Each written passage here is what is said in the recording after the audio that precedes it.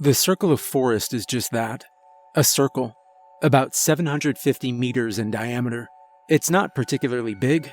It is ringed by 2 meters of grassless rock, and then beyond that is the wilderness. Moss and fern, and cliff and weeds. The trees and plants that grow inside the circle are thick and strange. It's raining this evening. I sit in my little hut with a mug of warm tea as the rain batters and clatters against the roof. It leaks through in one corner and drips quickly down into a bucket I've placed there. My rifle rests against my leg. My hut has a direct view to the centerpiece of the forest, a dark cave-like hole in the middle of a clearing, descending down and into the unknown. I tried to go through it once, but my head began to pound the deeper I went down, to the point of agony, actually, and I was forced to retreat. I don't go down there anymore. Not much point to it. My colleague joins me tonight. He sips from a mug of his own. "Ah," he says, with a pleasant smile. "Delicious. Nothing like a warm mug on a cold day. What do you think might be coming up tonight?" he asks. "Who could tell? Nothing, hopefully," I reply. "It's been a while since the last one," he murmurs. "We're overdue a visitor." Yes, I suppose we are. I sigh. Visitor is a darkly comical way to refer to the things that clamber out of the hole, coined because of how crushingly lonely it can get at this particular station. I've been here for 3 months now, another 3 to go.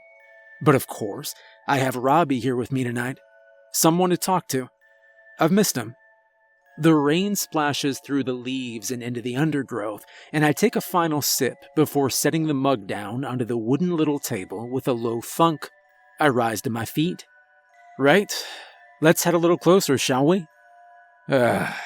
He mutters, glancing out the doorway. "Into the rain?" "You know it, brother." He sighs. "Fine. Are we splitting up or sticking together this time?" It's a no-brainer. "We'll stick together," I tell him. I clap him on the shoulder and gesture for the man to head outside. "You know how I get lonely." He chuckles. "Right you are, man." And out he goes, rifle in hand. I hoist up my own, and out I go, the water splashing against my hood and my shoulders as we push through the undergrowth and a little closer towards the hole. The reason for this little pursuit outdoors is the rain itself. It is, unfortunately, obscuring our view, and whilst on a clear day I might be content to just sit in the hut and wait for one of the sensors to trigger, I also don't fully trust the sensor's effectiveness in such weather. So out we go. The ferns brush up against my camo-clad legs as we approach the clearing, and we take our positions beside the best lookout trees. Robbie is a little off, though. "Hey," I say to him, above the rush of the rain. "Wake up, man. You can be seen from there. Back up a little." He chuckles and rubs his head. "Of course. Right you are." We settle down and we wait, and we watch as water pools and puddles around the hole in the ground ahead. It's surrounded by tumbled rock and stone, though I couldn't say where from. There isn't another rock of such size in the whole circle of forest. Perhaps someone moved them there long ago. It's another 20 minutes before anything stirs from the hole. Robbie and I just spend the time shooting the shit.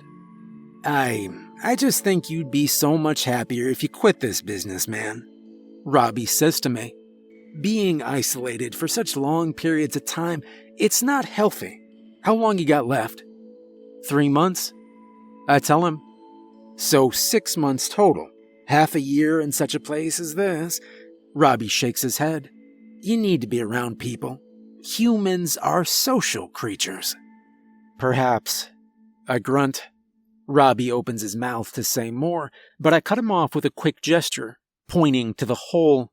We both creep a little lower in our positions and watch as a shadow begins to shamble its way from the depths of the hole. The thing is covered in slime and chatters as it appears. Armored, brown, and disgusting. 2 tiny, beady eyes peer out, as its antennae twitch and circle around.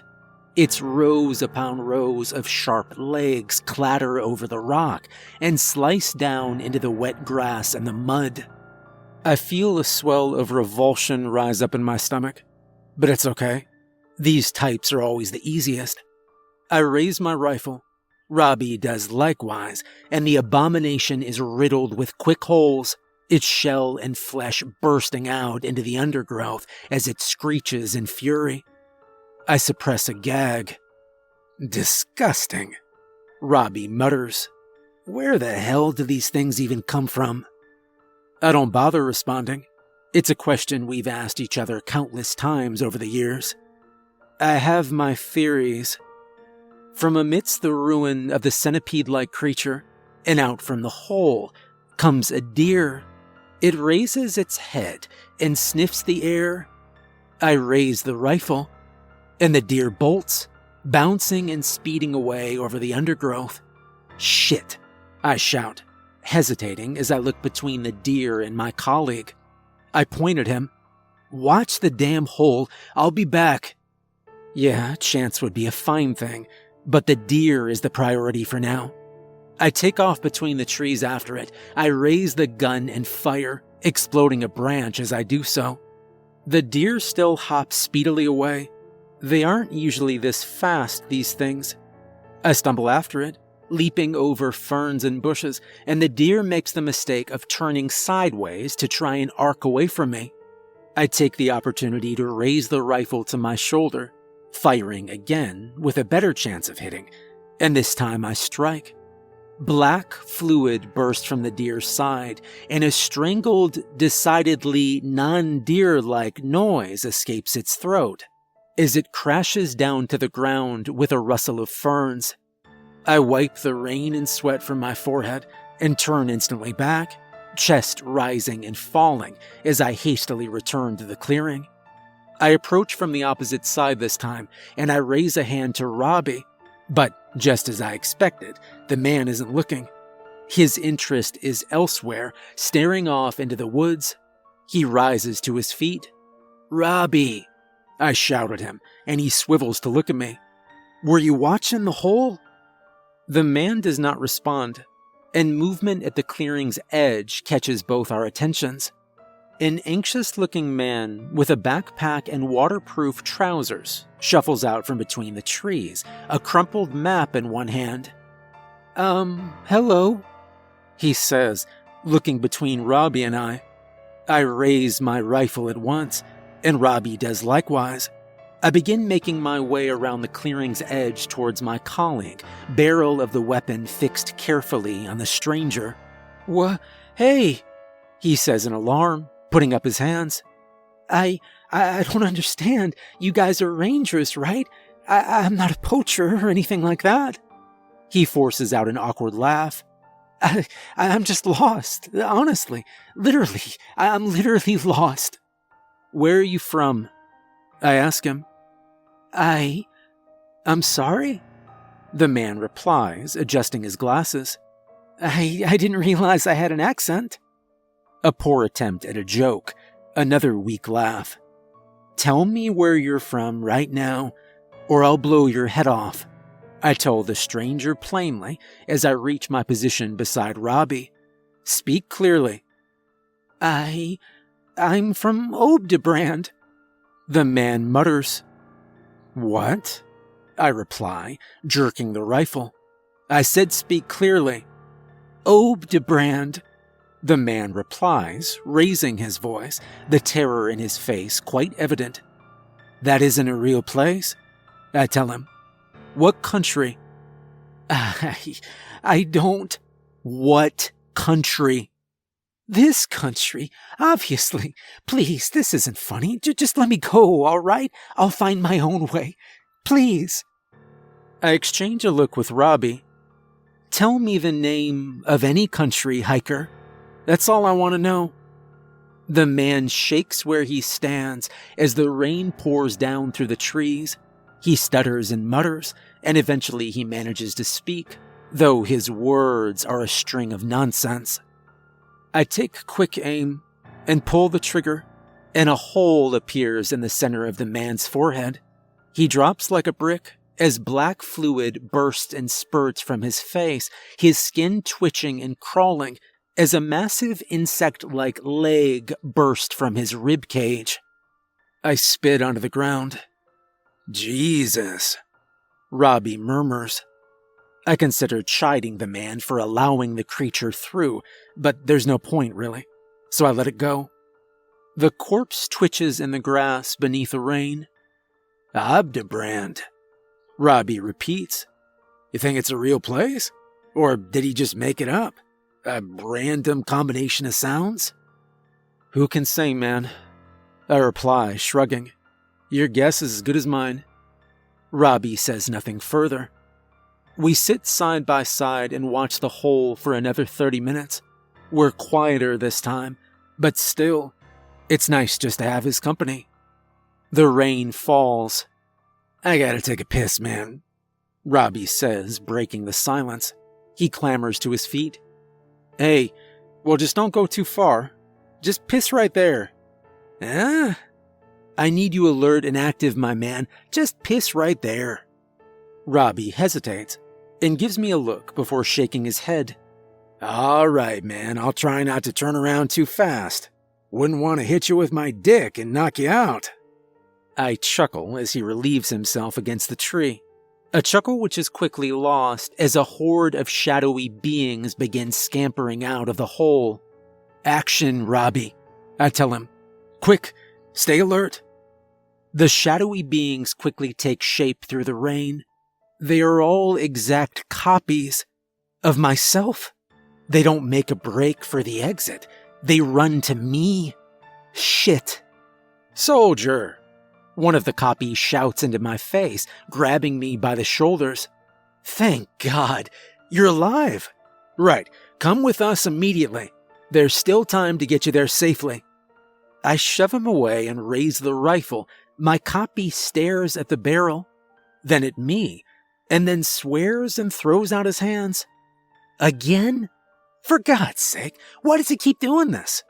He turns to another one of my copies and gives him a light shove in the chest. Why won't he just come back? What are we doing wrong? I choose not to partake in this little piece of theater. I take aim and fire, bursting a hole in my copy's neck.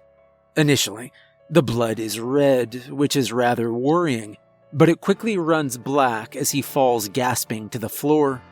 The other copies of myself all retreat in panic. There are 5 more of them. Robbie, one of them shouts, gesturing to my colleague. Tell him to come back already. We can't keep doing this. Robbie stutters and mutters, and I fire. The copy's head bursts open. Down he goes. 2 of the surviving copies attempt a hasty escape, back to the hole, which I find interesting, but not interesting enough to spare them. Down they go, one after the other. 2 left now. They look at each other, and the closest holds out a hand to me. Listen, he says carefully as I reload. I know this seems impossible and scary. He's right. I'm terrified, though I'm doing my best not to show it. These things really are getting creative. But you have to trust us on this, or at least hear us out. Please, do you have any idea how long you've been gone? The other copy shouts in anger. He's not gonna listen. It's just like last time. The closest copy stares right into my eyes. I don't care what the others say. He tells me, I will never leave you behind. I swore it once, and it's a promise I intend to. I blow the imposter to kingdom come. His comrade panics and slips on the wet grass as he tries to run, and I gun him down. His lifeless body thuds to the ground, his skin twitching in various and unsettling places, as if being pressed or stretched from the inside. I put a couple of bonus bullets in him for good measure. Robbie looks over to me and studies my face. Are you good, man? He asks after a moment. Yeah, I reply, lying. Yep, I'm good. I stare at the faces of my copies, corpses now. I try not to dwell on it. I glance over to Robbie. Perhaps I've let this little charade go on for too long. Robbie pales and stares right past me at the hole. I turn to follow his gaze. 3 figures clamber out, one waving a white flag. Wait! One calls above the roar of the rain. I squint through it for a better look. Don't shoot! It's me again. Another copy, though this one is at least 2 decades older. A copy of Robbie is with him, older as well. A girl in her 30s walks with them, a fearful expression on her face and her hands raised. It's my daughter. A sick copy, at the least, and aged up like the others. I throw my hands out, exasperated. What do you want? Listen to me, you fool. The elder copy shouts back. This is the real me, the real you. And this is the real Robbie, the real Robbie. He puts a hand on the copy of Robbie's shoulder, and his other on my daughter's. She stares at me, wide-eyed. He looks so young, she says. She calls over. Dad, it's me. Do you remember? Please tell me you remember. Remember the trip we took to the beach? You took us to the coast on my 10th birthday. We saw dolphins. She reaches up to her neck and lifts a necklace with a smooth little shiny pebble attached. You let me keep this pebble. We had it turned into a necklace. Things are about to change, my copy says to me, walking ever closer. Things beyond your understanding, and the truths of this hole barely scratch the surface. It's a passage. I think you've realized this. A passage to places beyond and between. Sometimes to other planes, yes, but the tunnels run deep. They loop back around. He slams his hands to his chest. I'm babbling. I appreciate that this might not make any sense to you, but we are from the same loop, the same path, looped back around. I take a deep breath. I look this madman in the eyes, with the scent of the rain-washed pine and the drift of rifle smoke in my nose. I take aim, and I fire. My so-called future self drops to the ground. My daughter screams, and the elder copy of Robbie drops to his knees at the corpse. No. No. He cries, and I take him out as well. The copy of my daughter is the hardest. Shaking where she stands, she turns to stare at me, defiant, daring me to shoot in cold silence. It doesn't have to be this way, she says, her voice wavering. I chew my tongue, and then I call her bluff. Down she goes, just another leaking corpse. Robbie stares at the ruined bodies. The trees rustle in the rain as the blast of the rifle ring in our ears. He looks to me. How do you do it? He murmurs. How the hell do you do it? I rub a sleeve across my eyes. Do not allow anything to escape. I tell him. It's a rule for a reason. You do it so easily, he says quietly, the disgust in his voice quite clear. Is that what you think? I ask him.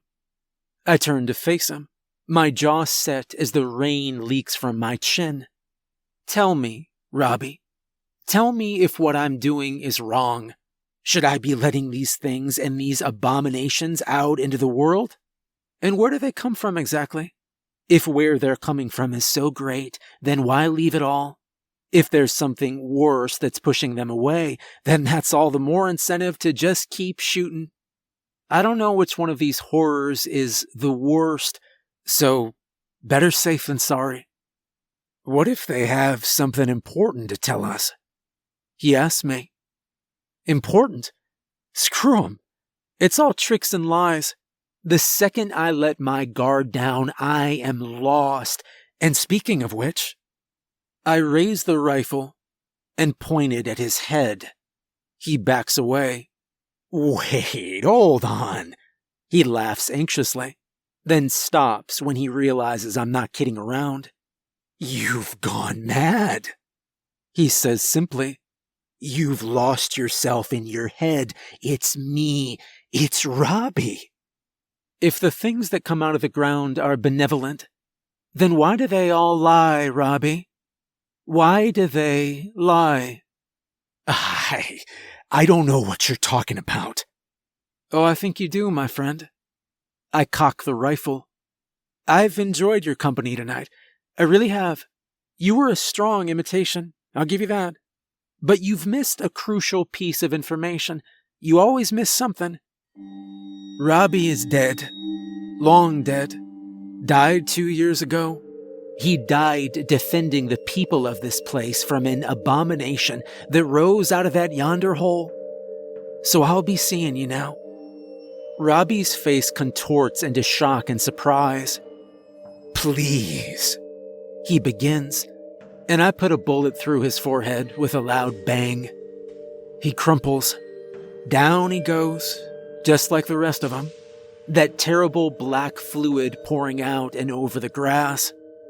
Oversized, yet still only half-formed insect legs burst from his shoulders and neck, twitching in the rain. I lift my face to the sky and take a slow, deep breath.